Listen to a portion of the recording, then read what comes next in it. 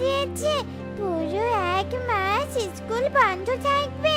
তাই আমাদের অনেক আনন্দ হচ্ছে, কারণ আমরা ঠিক করেছি এই ছুটিতে আমরা ঠাম্মির বাড়িতে যাব। খুব মজা হবে, তাই না মা? কি বলছিস? তোরা তো ঠাম্মির বাড়িতে যাবি? হ্যাঁ মা, আমরা ছুটিতে ঠাম্মির বাড়িতে যেতে চাই, তাই তুমি আমাদেরকে ঠাম্মির বাড়িতে নিয়ে যাও। কিন্তু তোদের ঠাম্মির বাড়ি তো অনেক দূরে, আর ঠাম্মির বাড়িতে গেলে তো নৌকা দিয়ে যেতে হবে, আর আমার তো নৌকাতে উঠতে অনেক ভয় করে। আমি তোদের ঠাম্মির বাড়িতে নিয়ে যেতে পারবো না। এ তুমি কি বলছো মা? তুমি আমাদেরকে ঠাম্মির বাড়িতে নিয়ে যাবে না?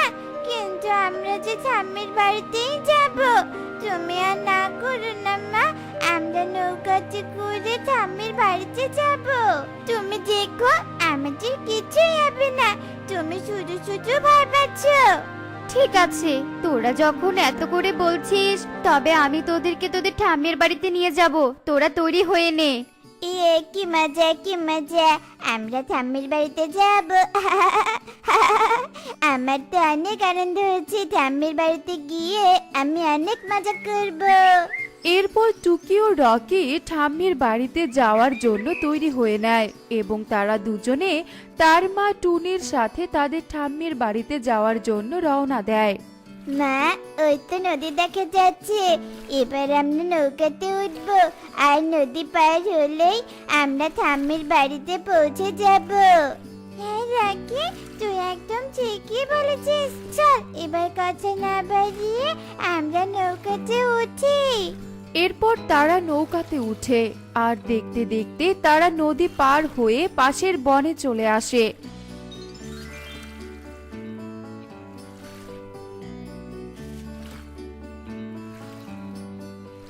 এই তো আমরা নদীর ওপারে চলে এসেছি, আর একটু সামনে গেলেই ঠাম্মির বাড়ি দেখা যাবে। হ্যাঁ মা, তুই ঠিক বলেছিস, আর একটু সামনে গেলেই তো ঠাম্মির বাড়ি দেখা যাবে। ঠাম্মি, ও ঠাম্মি, তুমি কোথায় গেলে? দেখো তোমার বাড়িতে কে এসেছে। ঠাম্মি, ও ঠাম্মি। আরে টুকি রকি, তোরা এসেছিস? এতদিন পর তোদের ঠাম্মিকে মনে পড়লো বুঝি? হ্যাঁ ঠাম্মি, আমরা এসেছি। আমাদের স্কুল ছুটি দিয়েছে তো, তাই তোমাকে দেখতে চলে এলাম। মা তো আমাদের নিয়ে আসতেই চাচ্ছিল না। কেন রে মাটুনি, তোর মায়ের মুখটা কি তোর একবারও দেখতে ইচ্ছে করে না? মা, তুমি তো জানো আমার একা সংসার, আমাকে একাই সব দিকে সামলাতে হয়, তাই এখানে আসার আর সময় হয়ে ওঠে না। ঠিক আছে রে মা, এবার তোরা ঘরে আয়, অনেকটা পথ এসেছিস, একটু বিশ্রাম করে নে, আর আমি তোদের খাবার খেতে দিচ্ছি। এভাবেই সেই দিন কেটে যায়। আর পরদিন সকালে টুকি ও রকি তাদের ঠাম্মির বনটা ঘুরে দেখতে থাকে। তখন তারা 3টা পেয়ারা গাছ দেখতে পায়। রকি, ওই দেখ, ওখানে 3টা পেয়ারা গাছ। 3টা পেয়ারা গাছে কত পেয়ারা ধরেছে। আরে তাই তো, পেয়ারা দেখে তো আমি আর লোভী সামলাতে পারছি না। টুকি চল, আমরা 3 পেয়ারা গাছ থেকে পেয়ারা খাই। আচ্ছা ঠিক আছে, চল।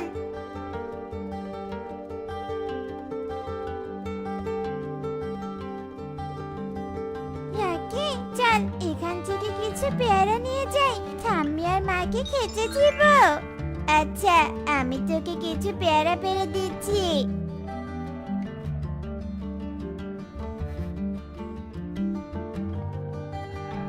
ঠাম্মি, এই দেখো, আমরা তোমার আর মায়ের জন্য পেয়ারা নিয়ে এসেছি। আরে এতগুলো পেয়ারা তোরা কোথায় পেয়েছিস? এখানে তো কোথাও পেয়ারা গাছ নেই। ঠাম্মি, তুমি এসব কি বলছো?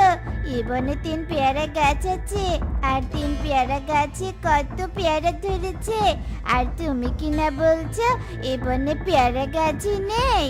কি সর্বনাশে কথা!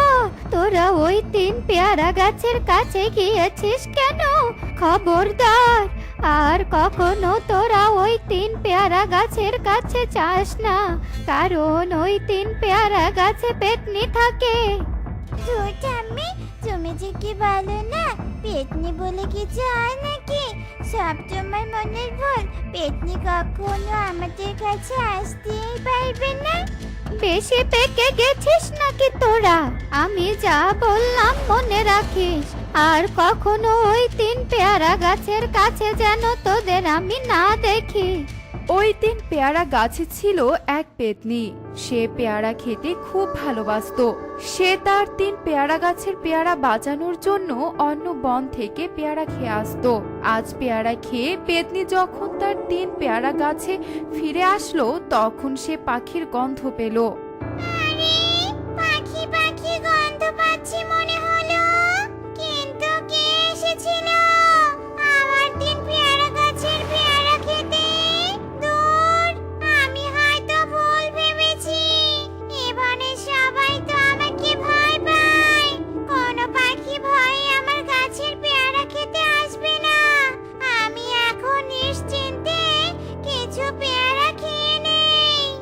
এ কথা বলে পেতনি পেয়ারা খেতে শুরু করে, আর এভাবেই সেই দিন কেটে যায়।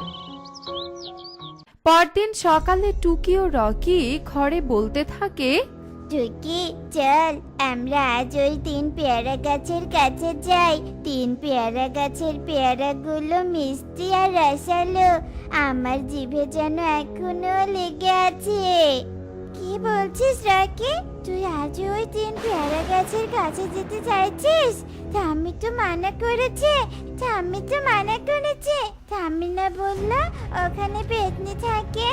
তুইও ঠাম্মির মতো কথা বলছিস। তুই জানিস না পেতনি বলে কিছু হয় না। আচ্ছা ঠিক আছে, চল তবে। এরপর টুকি ও রকি 3 পেয়ারা গাছের কাছে যায়, আর সেখানে গিয়ে দুজনে পেয়ারা খেতে থাকে।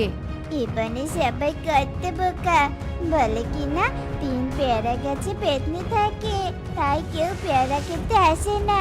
কই, এখানে তো কোনো পেতনিকেই আমরা দেখছি না।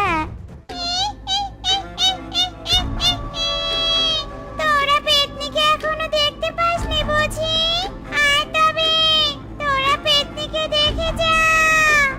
ওরে বাবা রে, এ তো সত্যি সত্যি পেতনি। তোদের অনেক সাহস, তাই না? তোরা আমার 3 গাছের পেয়ারা খেতে এসেছিস। তোদের আমি এক্ষুনি বন্দি করব।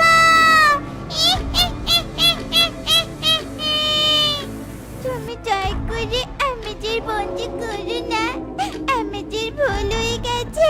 আমরা আর কখনো তোমার 3 পেয়ারা গাছের পেয়ারা খেতে আসবো না। তুমি দয়া করে আমাদের ছেড়ে দাও। টুকি ও রকি অনেক কাঁদতে থাকে, কিন্তু পেতনি তাদের কোনো কথাই শোনে না। পেতনি দুজনকে বন্দি করে রাখে, আর অন্যদিকে টুনি টুকি ও রকিকে খুঁজতে থাকে, কিন্তু টুনি তাদের কোথাও খুঁজে পায় না। এ কি, টুকি আর রকি কোথায় চলে গেল? আমি ওদের কোথাও খুঁজে পাচ্ছি না কেন? তবে কি ওরা কোনো বিপদে পড়েছে? না, এ হতে পারে না। আমি ওদের কোনো বিপদ হতে দিব না। আমি এক্ষুনি গুরু মাতার কাছে যাব। গুরু মাতা, দয়া করে তুমি আমাকে সাহায্য করো। আমি আমার ছেলে মেয়েকে কোথাও খুঁজে পাচ্ছি না। তুমি দয়া করে বলো আমার ছেলে মেয়ে কোথায় আছে। তুই অস্থির হোস না, আমি দেখছি তোর ছেলে মেয়ে কোথায় আছে। এ কি, তোর ছেলে মেয়ে তো 3 পেয়ারা গাছের পেতনির হাতে বন্দি হয়ে আছে। এইসব তুমি কি বলছো গুরুমাতা? ওরা পেতনির হাতে বন্দি হয়ে আছে। এখন আমি ওদের পেতনির হাত থেকে রক্ষা করব কি করে? তুই কাঁদিস না, আমি তোকে গঙ্গার মন্ত্রপুত জল দিয়েছি। তুই ওই জল নিয়ে গিয়ে পেতনির গায়ে ছিটিয়ে দিবি, তাহলে ওই পেতনি ধ্বংস হয়ে যাবে আর তোর ছেলে মেয়ে মুক্তি পাবে। গুরুমাতা, তাহলে তুমি এক্ষুনি আমাকে মন্ত্রপুত জল দাও। আমি ওই পেতনিকে ধ্বংস করব। এরপর গুরুমাতা টুনিকে গঙ্গা নদীর মন্ত্রপুত জল দেয়। আর মন্ত্রপুত জল নিয়ে টুনি 3 পেয়ারা গাছের কাছে যায়। আর পেতনির গায়ে যেই না মন্ত্রপুত জল ছিটিয়ে দেয়, তখনই পেতনির গায়ে দাও দাও করে আগুন জ্বলতে থাকে, আর পেতনি সেখানেই মারা যায়। আর টুকি ও রকি মুক্তি পায়। মা, তুমি আমাদের ক্ষমা করে দাও। মা, আমাদের ক্ষমা করে দাও। আমরা ঠাম্মির কথা না শুনে অনেক বড় ভুল করেছি।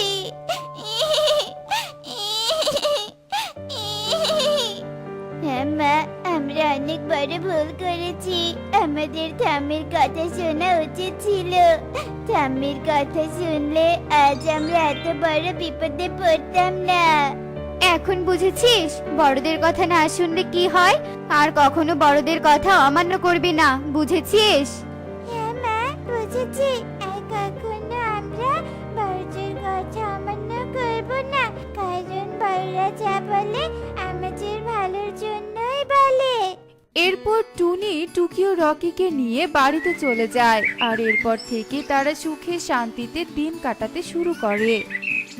এক বনে টোনা তার বউ টুনির সাথে বাস করত। আরে আরে টুনি, আস্তে হাঁটো, এভাবে জোরে হাঁটলে তো পড়ে যাবে। এত তাড়া কিসের তোমার বলো তো? জোরে হাঁটবো না তো কি করবো? হ্যাঁ, সংসারের সব কাজ তো আমাকেই করতে হয়। একটা কাজের মেয়েও তো রাখতে পারো না। আবার বলো ধীরে হাঁটতে। ঘরে খাবার রাখা আছে, খেয়ে নিও। আমি নদীর পাড়ে জল আনতে গেলাম। আচ্ছা যাও, তবে সাবধানে, একটু খেয়াল করো। তোমাকে নিয়ে আমার ভীষণ ভয় হয়। না জানি কখন কোন বিপদ বাঁধিয়ে বসো। কেন যে তুমি সব কাজ এমন চঞ্চলতা করে করো কে জানে। থাক থাক, আমাকে নিয়ে আর তোমাকে অত ভাবতে হবে না, চললাম আমি। এই বলে টুনি কলসি নিয়ে নদীর পাড়ে যায় আর কলসিতে জল ভরে বাড়ির দিকে ফিরতে থাকে। এদিকে রাস্তার ধারে একটা গাছের নিচে এক সাধু বাবা বসে যজ্ঞ করছিল। বেলা গড়িয়ে যাচ্ছে, তাড়াতাড়ি বাড়ি ফিরতে হবে। রান্না করতে হবে, ঘর গোছাতে হবে, কত কাজ যে পড়ে আছে আমার। টুনি এসব বলে তাড়াহুড়ো করে হাঁটছিল। হঠাৎই টুনি একটা ইটের টুকরোতে উল্টে গিয়ে পড়ে যায়। আর টুনির কলসির জল সব গড়িয়ে সাধু বাবার যজ্ঞের স্থানে চলে যায়। আর সাধু বাবার যজ্ঞ ভঙ্গ হয়ে যায়। শয়তান পাখি, তোর এত বড় সাহস! তুই জল ফেলে আমার যজ্ঞের আগুন নিভিয়ে দিলি। আমার এত সাধনার যজ্ঞ তুই নষ্ট করে দিলি। আজ তো রক্ষে নেই। না না সাধু বাবা, এভাবে বলবেন না। আমি ইচ্ছে করে এমনটা করিনি। আসলে তাড়াহুড়ো করতে গিয়ে ইটের সাথে ধাক্কা খেয়ে পড়ে গেছি। আর তার জন্যই কলসির জল আপনার যজ্ঞের স্থানে পড়ে গেছে। দয়া করুন সাধু বাবা, রাগ করবেন না। চুপ, একদম চুপ। আমার যজ্ঞ নষ্ট করে দিয়ে আবার বড় বড় কথা বলছিস? হ্যাঁ, যজ্ঞ নষ্ট করার সাথে কারণ নেই, কিন্তু তুই সামান্য পাখি হয়ে আমার যজ্ঞ নষ্ট করেছিস। এর জন্য তোকে তো শাস্তি পেতেই হবে। আমি অভিশাপ দিলাম, তুই একটা মরা গাছ হবি। এই বলে সাধু বাবা টুনিকে অভিশাপ দেয়। আর সাথে সাথেই টুনি একটা মরা গাছে রূপান্তরিত হয়ে যায়। আর এরপর সাধু বাবা ওখান থেকে চলে যায়। এদিকে টুনি মরা গাছ হয়ে রাস্তার একপাশে দাঁড়িয়ে কাঁদতে থাকে। হায় হায়, এ আমার কি হলো? তাড়াহুড়ো করার জন্যই আমার আজ এই অবস্থা হলো। এজন্যই টোনা আমাকে তাড়াহুড়ো করার জন্য এত বকতো। এখন কি হবে? সাধু বাবা তো চলে গেল, এখন টোনাও তো আমাকে খুঁজবে। আমাকে মরা গাছ থেকে কে মুক্ত করবে? মরা গাছ রূপী টুনি এভাবে কান্নাকাটি করতে থাকে। এ কি, টুনি কোথায়? বাড়িটা যেমনটা রেখে গিয়েছিলাম তেমনটাই তো আছে। রান্নার ঘরের দরজাটাও বন্ধ, টুনি আসেনি। টোনা পুরো বাড়ি খুঁজে দেখে, কোথাও টুনি নেই। না, টুনি তো বাড়িতে বা বাড়ির আশেপাশে কোথাও নেই। একবার নদীর পাড়ে গিয়ে দেখে আসি, টুনির আবার কোনো বিপদ হলো নাকি। এরপর টোনা নদীর পাড়ের দিকে যেতে থাকে আর টুনিকে চিৎকার করে ডাকতে থাকে। টুনি, টুনি, তুমি কোথায়? টুনি, সাড়া দাও টুনি। টোনা টুনিকে পাগলের মতো খুঁজতে থাকে আর খুঁজতে খুঁজতে ওই মরা গাছের সামনে এসে পড়ে। মরা গাছ রূপী টুনি টোনাকে দেখতে পেয়ে বলতে থাকে, টোনা, টোনা, এই যে আমি মরা গাছের ভিতর। আমি টুনি, আমি বন্দী হয়ে আছি মরা গাছের ভিতর। আমাকে মুক্ত করো টোনা, আমাকে মুক্ত করো। টুনির এমন কথা শুনে টুনা ভীষণ অবাক হয়ে যায়। কি বলছো টুনি? তুমি মরা গাছের ভেতর বন্দি আছো? তুমি না জল আনতে এসেছিলে? তাহলে এই অবস্থা হলো কি করে তোমার? কেমন করে হলো আমাকে বলো। এরপর মরা গাছ রূপী টুনি কাঁদতে কাঁদতে টোনাকে সাধু বাবার অভিশাপের সমস্ত ঘটনা খুলে বলে। দেখেছো তো এবার? তোমাকে কত করে বলেছিলাম সব কাজে এত তাড়াহুড়ো করো না, ধীরে সুস্থে কাজ করো। আজ দেখো তোমার চঞ্চলতার জন্য কি বিপদে পড়েছো। তবে কেঁদো না টুনি, কেঁদো না। আমি যখন এসে গেছি আমি তোমাকে ঠিক মরা গাছ থেকে মুক্ত করে নিয়ে যাব। এই বলে টোনা সাধু বাবাকে খোঁজা শুরু করে। আর বন জঙ্গল ঘুরে অনেক খোঁজাখুঁজির পর অবশেষে সাধু বাবাকে খুঁজে পায় টোনা। কিরে হতচ্ছাড়া, কে তুই? আমার পথ আটকালি কেন? হ্যাঁ, কি চাস তুই বলতো? এরপর টোনা টুনিকে অভিশাপ দেওয়ার সব কথা খুলে বলে। ও, তার মানে তুই সেই বজ্জাত পাখির স্বামী? তোর বউ অন্যায় করেছে, তাই শাস্তি পাচ্ছে, বুঝতে পেরেছিস? বাবা, বাবা দয়া করুন, দয়া করে আমার বউয়ের অভিশাপ তুলে নিন। মরা গাছ থেকে আমার বউকে মুক্ত করে দিন। আসলে ও একটু চঞ্চল স্বভাবের, তো ও ইচ্ছে করে এমন করেনি। দয়া করে ওকে মাফ করে দিন বাবা। বউ ছাড়া যে আমার কেউ নেই বাবা। টোনা সাধু বাবার কাছে টুনির জন্য অনেক কান্নাকাটি করতে থাকে। টোনার এমন কান্নাকাটি দেখে সাধু বাবার অনেক মায়া হয়। আচ্ছা ঠিক আছে, তুই শান্ত হ।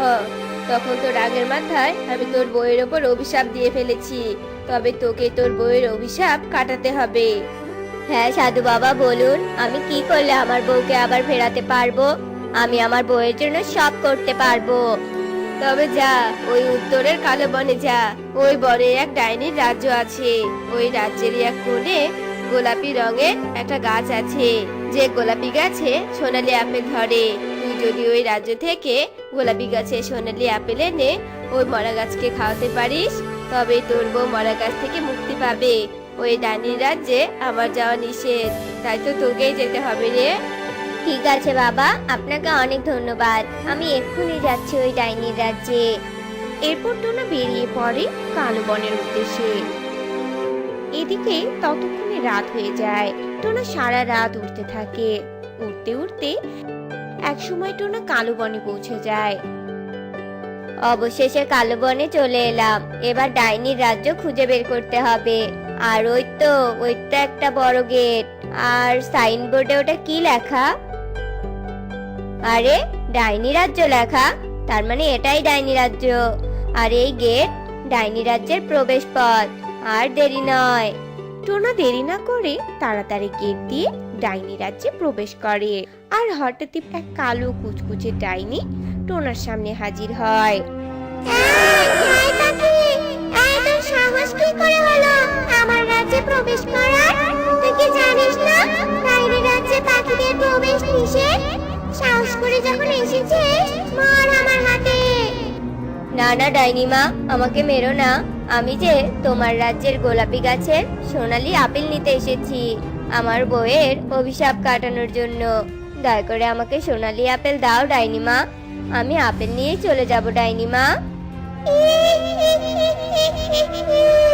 আমি হলাম ওই গোলাপি গাছের রক্ষাকারী, আর তুই কিনা আমার কাছে গোলাপি গাছের সোনালী আপেল চাচ্ছিস? পাবি না, কখনো তুই ওই সোনালী আপেল নিতে পারবি না। ওই গোলাপি গাছ ডাইনি রাজ্যের প্রতীক। তোর সাহস কি করে হয় সোনালী আপেল নেওয়ার জন্য ডাইনি রাজ্যে আসার? মরবি, মরবি তুই। ডাইনি টোনাকে মারার জন্য টোনার দিকে আসতে ধরে। তখনই টোনার মাথায় একটা বুদ্ধি আসে। টোনা মাটি থেকে দুটো পাথর তুলে নেয়, আর পাথর ঠুকে ডাইনির শরীরে আগুন ধরিয়ে দেয়। ডাইনি জ্বলে পুড়ে ভস্ম হয়ে যায়। এরপর টোনা ডাইনি রাজ্যে ওই গোলাপি গাছটা খুঁজে বের করে। এই তো সেই গোলাপি গাছ। আমি পেয়ে গেছি গোলাপি গাছের সোনালী আপেল। টুনি, চিন্তা করো না, তোমাকে মুক্ত করব আমি। এরপর টোনা গোলাপি গাছ থেকে একটা সোনালী আপেল নিয়ে আবার অনেক দূর পথ পাড়ি দিয়ে ওই মরা গাছের কাছে আসে। আর মরা গাছকে সোনালী আপেল খাইয়ে দিতে মরা গাছ অদৃশ্য হয়ে যায়। আর টুনি ফিরে আসে। টোনা, টোনা, আমি মুক্ত হয়েছি টোনা। টোনা, আমি আর কোনোদিন কোনো কাজে তাড়াহুড়ো করব না। আজ নিজের জন্যই আমার এমন বিপদ হলো, আর তোমাকেও কষ্ট করতে হলো টোনা।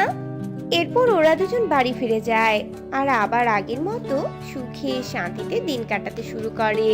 তো বন্ধুরা, আমাদের আজকের গল্পটি তোমাদের কাছে কেমন লেগেছে তা কমেন্টে জানাতে ভুলো না কিন্তু। তাড়াতাড়ি চল, তাড়াতাড়ি চল, সাপুরি আমাদের পিছনেই আছে। তাড়াতাড়ি কোথাও গিয়ে লুকাতে হবে আমাদের, তা না হলে ওই শয়তান সাপুরে আমাদের মাথার মণি কেড়ে নিবে।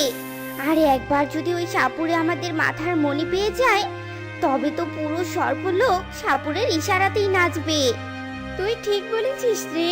কেন যে আমরা আজ সর্বলোক থেকে পাখিরাজে আসলাম, যদি না আসতাম তবে এই বিপদে পড়তাম না।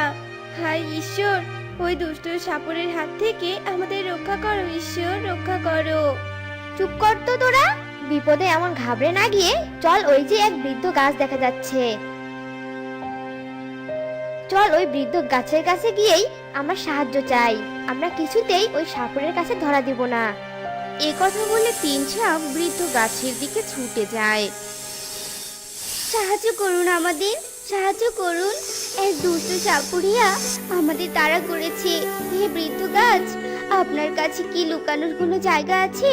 দয়া করে আমাদের সাহায্য করুন, তা না হলে অকালে যে প্রাণ হারাবো আমরা। আহারে, তোমরা তো তাহলে বড্ড বিপদে পড়েছো, কিন্তু তোমাদের আমি সাহায্য করব কিভাবে, আর লুকিয়ে বা রাখবো কিভাবে? দেখছো না আমি কেমন বৃদ্ধ হয়ে গেছি? ঝড় বাতাসে অর্ধেক ডালপালাও ভেঙে গেছে। দয়া করো, দয়া করো আমাদের উপর। আমরা আর কোথায় সাহায্য চাইতে যাব বলো? পাখিরাজের সবকিছু তো আমরা চিনি না। আজকে দিনটা লুকানোর জায়গা দাও, কাল ঠিক আমরা এই বন থেকে পালিয়ে সর্পরাজ্যে চলে যাব। একটু দয়া করো। তিন সাপের এমন আকুতি মিনতি শুনে বৃদ্ধ গাছের মনে ভীষণ মায়া হয়, আর বৃদ্ধ গাছ বলে ওঠে, ঠিক আছে, তোমরা যখন এতই বিপদে পড়েছো, তবে আমি তোমাদের সাহায্য করব। এই যে আমার মধ্যে একটা কোটর দেখতে পাচ্ছ না, এই কোটরেই তোমরা তিনজন ঢুকে পড়ো। বৃদ্ধ গাছের এই কথা শুনে তিন সাপ ভীষণ খুশি হয় আর তাড়াতাড়ি বৃদ্ধ গাছের কোটরে ঢুকে পড়ে। এদিকে যোগু কাক নামে সাপুরিয়া তিন সাপের পথের চিহ্ন দেখে বলতে থাকে, এই সাপ তিনটি আর কত দূর গিয়েছে, তাদের পথের চিহ্ন ধরে অনেক দূর প্রায় এগিয়ে এলাম। তোরা যত দূরই যা, আজ তোদের পিছু আমি কিছুতেই ছাড়ছি না। তোদের তিন সাপের মাথায় আমি যে মণি দেখেছি, সেই মণি আমি চাই চাই। কিন্তু আমার চোখে ফাঁকি দিয়ে ওই তিন সাপ কোথায় গেল? ওই তো সামনে একটা বৃদ্ধ গাছ দেখা যাচ্ছে, যাই তাকে গিয়ে জিজ্ঞেস করি তো। এ কথা বলে যজ্ঞ কাক সাপুরিয়া সেই বৃদ্ধ গাছের কাছে যায়। হা হা হা হা হা, আমি কাকে কি বলছি? তুই তো এখানে দাঁড়িয়েই থাকবি, তুই তো চলাচল করতেই পারিস না। যাকগে সেসব কথা। শোন, তুই কোনো সাপকে দেখেছিস? তিনটে সাপ ছিল, আর তাদের মাথায় মণিও ছিল। ওই মণি তিনটি যে আমার চাই চাই। বল, দেখেছিস সাপ তিনটিকে? সাপুরিয়ে, তুমি তো প্রথমেই এসে বললে আমি চলাচল করতে পারি না, তবে বলো কোন সাপ কোথায় গেল আমি কি করে জানবো? আর আজকাল আমি চোখেও কম দেখছি, তাই তোমাকে কোনো সাপের খোঁজ দিতে পারলাম না গো। যাও তুমি অন্য কোথাও খুঁজে দেখো, আমার কাছে কোনো সাপ টাপ আসেনি। যজ্ঞ কাক সাপুরিয়া বৃদ্ধ গাছের এমন কথা শুনে আর কিছু না বলে সামনের দিকে এগিয়ে যায়। হঠাৎ করে যজ্ঞ কাক সাপুরিয়ার মনে পড়ে, একি, আরে এই কথা তো আমার মাথায় ছিল না। ওই তিনটি সাপের পথের চিহ্ন তো এই বৃদ্ধ গাছের কাছে এসেই থেমে গেছে, আর আমি ওই তিন সাপকে খোঁজার জন্য এত উতালা হয়ে পড়েছি যে এত বড় একটা প্রমাণ দেখেও সহজেই বৃদ্ধ গাছের কাছ থেকে চলে এলাম। আমি নিশ্চিত সাপ তিনটির চিহ্ন যেহেতু ওই বৃদ্ধ গাছের কাছে এসেই ঢেকেছে, তার মানে ওই তিনটি সাপ বৃদ্ধ গাছের কাছেই আছে। আমি আবার ওই বৃদ্ধ গাছের কাছে যাব। এ কথা বলে যজ্ঞ কাক সাপুরিয়া আবারও বৃদ্ধ গাছের কাছে ফিরে আসে আর রেগে বলতে থাকে, আমি খুব ভালো করে জানি বৃদ্ধ গাছ, ওই তিন সাপ তোর কাছেই আছে। এই যে তাদের শরীরের চিহ্ন তোর কাছেই এসে থেমে গেছে। নিজের যদি ভালো চাস তবে বল, ওই 3টি সাপকে তুই কোথায় লুকিয়ে রেখেছিস, তা না হলে তোকে কিন্তু আমি শেষ করে দিব। সাপুরিয়া, আমি তোমাকে কেন মিথ্যে কথা বলবো? এর আগে বলেছি, এখনো বলছি, আমি কোনো সাপকে দেখিনি। আমি মাটিতে স্পষ্ট তাদের শরীরের চিহ্ন দেখতে পাচ্ছি। তোর এখানে এসেই থেমে গেছে, আর তুই বলছিস 3টি সাপকে দেখিসনি? আমাকে মিথ্যে বলছিস তুই, তাই না? এই যজ্ঞ সাপুরিয়াকে মিথ্যে বলছিস? দাঁড়া, তোকে দেখাচ্ছি মজা। এ কথা বলে যজ্ঞ কাক রেগে গিয়ে বৃদ্ধ গাছের ডালপালা ভাঙতে থাকে। আর বৃদ্ধ গাছ যন্ত্রণায় চিৎকার করতে করতে বলতে থাকে, সত্যি বলছি, আমি সত্যি বলছি, আমি কোনো সাপকে দেখিনি। ছেড়ে দাও আমাকে, আমার ডালপালা ভেঙো না। দিলি না তো ওই 3 সাপকে আমার হাতে তুলে? এরপর আরো বেশি শাস্তি পাবি তুই। আমি বনের পাখিদের এক্ষুনি ডেকে আনবো, আর বলবো তুই 3টি রাক্ষসী সাপকে নিজের কাছে জায়গা দিয়েছিস বনবাসীদের ক্ষতি করার জন্য। দাঁড়া, শুধু দেখতে থাক তোর কি হাল হয়। এ কথা বলে যজ্ঞ কাক সাপুরিয়া বনবাসীকে ডাকতে বনের ভিতরে চলে যায়। এদিকে বৃদ্ধ গাছ বলে ওঠে, কোথায় কোথায় তোমরা? তাড়াতাড়ি আমার কোঠর থেকে বেরিয়ে এসো আর পালিয়ে যাও। এখানে তোমরা আর নিরাপদ নয়। অনেক কষ্ট করে যজ্ঞ সাপুরিয়াকে থামিয়েছি, আমি আর বনবাসীদের আটকাতে পারবো না। বের হও কোঠর থেকে, বের হও। বৃদ্ধ গাছের এমন কথা শুনে 3 সাপ কোঠর থেকে বেরিয়ে আসে। না গো, আমাদের জন্য তুমি অনেক বড় বিপদে পড়েছো। আমরা আর তোমাকে বিপদে ফেলতে চাই না। ওই সাপুরিয়া বনবাসীকে নিয়ে এখানে আসলে আমরা সাপুরিয়াকে বলবো তোমার কোনো ক্ষতি না করতে, আর আমরা 3 জন আমাদের মাথার মণি তাকে দিয়ে দিব। সাপ এই কথা বলতে বলতে যজ্ঞ কাক বনের সকলকে নিয়ে সেখানে আসে। আর সবাই সেই মাথায় মণিওয়ালা 3 সাপকে দেখে ফেলে। এই সাপুরিয়া যজ্ঞ তো আমাদের সঠিক কথাই বলেছিল। এই বৃদ্ধ গাছ 3 সাপকে আশ্রয় দিয়েছে। এই চলো চলো, সবাই এই বৃদ্ধ গাছের সাথে ওই 3 সাপের গায়েও আগুন লাগিয়ে দেয়। কত বড় সাহস একটা বৃদ্ধ গাছ হয়ে বনবাসীর ক্ষতির পরিকল্পনা করে। দেখেছো তোমরা, দেখেছো? আমি সত্যি কথাই বলেছিলাম। তাড়াতাড়ি আগুন লাগিয়ে দাও। এভাবে সাপুরিয়া যজ্ঞ কাক সহ যখন সব বনবাসী বৃদ্ধ গাছ আর 3 সাপের দিকে এগোচ্ছিল, ঠিক সে সময় সেখানে এক তান্ত্রিক আসে, যে তান্ত্রিককে বনবাসীরা বিশ্বাস করত। থামো সবাই, থামো। তোমরা সবাই এই অন্যায় করো না। এখানে বৃদ্ধ গাছ আর ওই মণি মাথাওয়ালা সাপের কোনো দোষ নেই। তারা খুব ভালো। সব ওই সাপুরিয়া যজ্ঞ কাকের কারসাজি, জানো? ওই যজ্ঞ ওই 3 সাপের মণি হাসিল করার জন্যই তোমাদের মিথ্যে কথা বলেছে। যজ্ঞ, তুই তো শয়তানি এখনো স্বীকার কর, তা না হলে আমার মন্ত্র বলে তোকে আমি বন্দি করব। তান্ত্রিকের এমন কথা শুনে সাপুরিয়া যজ্ঞ কাক ভীষণ ভয় পেয়ে যায়। না না, আমাকে বন্দি করবেন না, আমি সব স্বীকার করছি। এ কথা বলে যজ্ঞ কাক তার স্বার্থের কথা বনবাসীর সামনে স্বীকার করে। আর এসব শুনে বনবাসী যজ্ঞ কাকের উপর ভীষণ ক্ষেপে যায়। তারপর সবাই মিলে যজ্ঞ কাক বন থেকে তাড়িয়ে দেয়।